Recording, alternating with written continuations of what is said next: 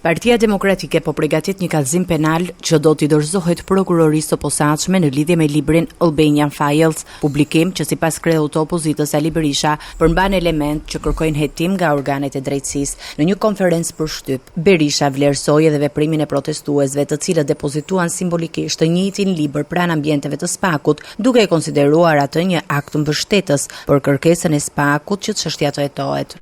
Ne po e studiojmë këtë se kjo është, thash, dosja më kriminale. Ato projekte janë të gjitha të porositura me udhëzimin, orientimin e Edi Ramës.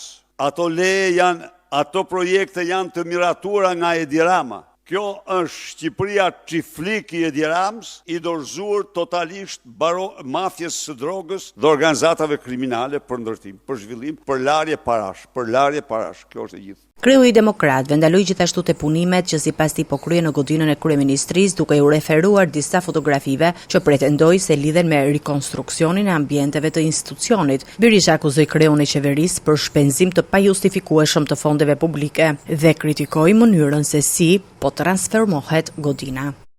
Ç'po ndodh brenda ndërtesë kryeministrisë? Sultani i Kuq po vendos ngjyra haremin kryeministri.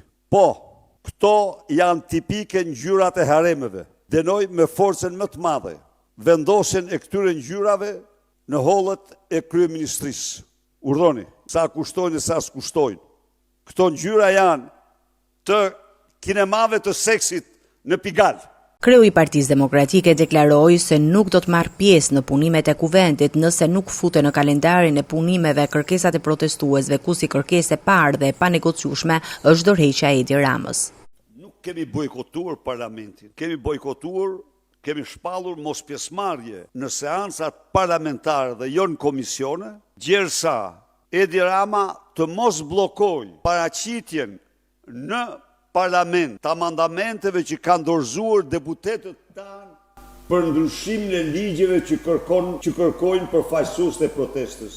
Me përfundim të sesionit parlamentar të planifikuar në 23 korrik dhe mungesës së këtyre projekt ligjeve në kalendarin e punimeve, Partia Demokratike ka lënë të kuptohet se bojkoti i seancave plenare do të vazhdojë deri në mbylljen e këtij sesioni parlamentar.